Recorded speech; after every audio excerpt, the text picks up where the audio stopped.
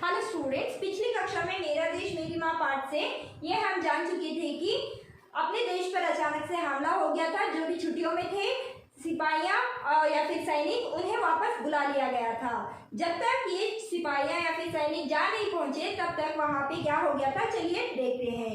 युद्ध भीषण रूप से चलता रहा, जैसे कि युद्ध जो है बहुत भीषण रूप से फैलता जा रहा था।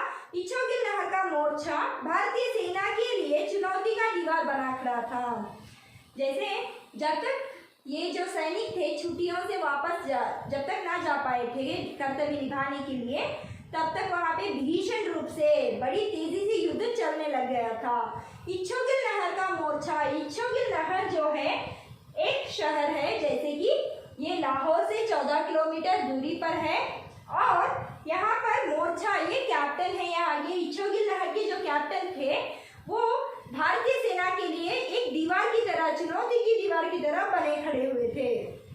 यहाँ पे सवाल ये उठा, अभेद्य दीवार को तोड़ने की जिम्मेदारी कौन निभाएगा। यहाँ पर भारतीय सैनिकों के बीच में ये सवाल उठने लगा कि ये अभेद्य दीवार, अभेद्य का मतलब ना तोड़ने हो सके, जैसे जिसे ना तोड़ सके हम, इतनी मजबूत दीवार को कौन तोड़ सकता है। मतलब यहाँ पे सैनिकों का जो झुंड था वो बहुत ज्यादातर था, तो इसी की वजह से यहाँ पे दीवार के नाम से सूचित किया गया है। अभेद्य मतलब जिसे तोड़ ना सके, जैसे ऐसे ना तोड़ सकने वाली दीवार को कौन तोड़ेगा। इसी बातों की चर्चा हमारे सैनिकों के बीच चल ही रही थी। कार्य आसान तो नहीं था, सीधे मौत के साथ जूझना था। जैसे ये काम इतना आसान नहीं था, लेकिन अगर से हमने इस काम का दायित्व निभा लिया तो सीधे मौत के साथ जूझना था। मौत के साथ जूझना मतलब लड़ना होता है। मौत के साथ लड़ाई करने के बराबर ये था। पर वीर कभी मौत के भय से रुके नहीं। तुरंत एक वीर ने इसका दायित्व स्वीकार कर लिया। ये गांव से आए हुए वही मेजर थे। लेकिन हमारे भारतीय सैनिक जो हैं कभी मौत से भयभीत नहीं हुए। अपने आप पर ये इतना आत्मविश्वास से रखा करते हैं कि जैसे कि देश को निभाने के लिए हर सैनिक भी इतना ही आत्मनिर्भरता से आगे बढ़ते हैं। लेकिन उस सैनिकों के झुंड में से एक वीर ने इसका दायित्व स्वीकार कर लिया। इसका दायित्व मतलब जिम्मेदारी, इस युद्ध की जिम्मेदारी जो है वो अपने कंधों पर ले लिया। कौन है, जैसे कि गांव से आए हुए मेजर जो थे, गांव से आशाराम त्यागी जी ही थे ना, गांव से आए हुए थे। तो गांव से आए हुए मेजर जो थे उन्होंने क्या किया, ये दायित्व को अपने कंधों पर ले लिया।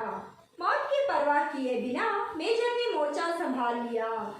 मौत की परवाह भी ना करते हुए मेजर ने क्या किया, मोर्चा मतलब जैसे कि हमारा जो दल होता है उसे संभाल लिया।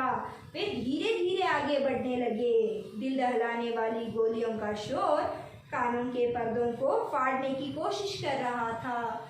दिल दहलाने वाली मतलब भयभीत करने वाली आवाजें जो थी, वहां से गोलियां चल रही थी, बम फट रहे थे, तो इन शोर शराबे में हर किसी का दिल दहलाया जा रहा था, जैसे कि हर किसी को भय हो रहा था। लेकिन इसके बावजूद भी हमारे जो सैनिक थे हिम्मत के साथ आगे बढ़ते रहे। मेजर पर देशभक्ति का जोश पूरी तरह छाया हुआ था।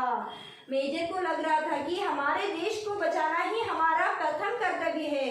अगर से हम हमारा प्राण त्याग रहे हैं तो भी मातृभूमि के लिए हम अपना प्राण देंगे, लेकिन किसी भी हाल से हम अपने देश को बचा कर रहेंगे। ऐसे आत्मनिर्भरता से वे आगे बढ़ रहे थे। मौके का इंतजार किया जाए इतना समय भी नहीं था। मौके का मतलब जैसे कि वो आगे वाले जो है किस तरह से आक्रमण कर रहे हैं, सोच समझ के हम भी इसकी तैयारी करके आक्रमण करें, इतना समय भी नहीं था। तो इसी की वजह से वे धड़धड़ाहट गोलीबारी करते हुए दुश्मन के टैंकों को ध्वस्त करते आगे बढ़ रहे हैं। इसी की वजह से यहाँ पर समय के अभाव के कारण क्या किया, मेजर ने अपने मोर्चा के साथ आगे बढ़ते हुए गोलियों को धड़ाधड़ चलाते हुए, गोलीबारी करते हुए दुश्मनों के टैंकों को ध्वस्त करते हुए आगे बढ़ रहे थे।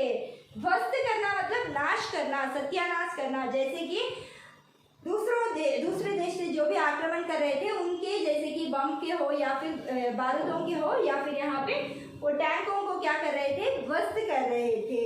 ऐसे करते हुए आगे बढ़ ही रहे थे। तो उसी वक्त तभी दुश्मनों की कई गोलियां एक साथ सनसनाती हुई आई और मेजर के हाथ व पेट में घुस गई। ऐसे ही धड़ाधड़ गोलीबारी करते हुए दुश्मनों के टैंक को ध्वस्त करते हुए हमारे मेजर आगे बढ़ते रहे। लेकिन यहाँ पर क्या हो गया, अचानक से क्या हो गया, गोलियां, एकदम दुश्मनों की गोलियां जो थी सनसनाती हुए आके कहाँ लग गई, मेजर के हाथ और पेट में लग गई। और भारतीय परंपरा सीने पर गोली खाने की है, पीठ पर नहीं। माँ के ये शब्द प्रेरणा दे रहे थे। जैसे जब घर से निकल रहे थे मेजर, उसी वक्त माँ ने कहा था भारतीय परंपरा है, भारत का संस्कार है कि सीने पर गोली खाने का, पीठ पर नहीं। ये बात जो थी मेजर के दिमाग में गूंज रही थी, वे चोट की परवाह किए बिना आए, क्योंकि माँ की ये बात जो है मेजर के दिमाग में गूंज रही थी और देश के लिए कुछ करना है ऐसे सोच के जो हाथ पे लगी हुई चोट को भी लापरवाही के साथ साथ आगे बढ़ते रहे। लेकिन जैसे जैसे मेजर आगे बढ़ते रहे, गोलियां वैसे वैसे आकर उनके सीने में घुसती रही। जैसे वो हिम्मत के साथ अपने देश को बचाने में आगे बढ़ते रहे, उसी तरह से दुश्मनों की गोलियां भी आके मेजर के सीने से लग गई। तो चलिए अगली कक्षा में क्या होगा देखा जाएगा। धन्यवाद।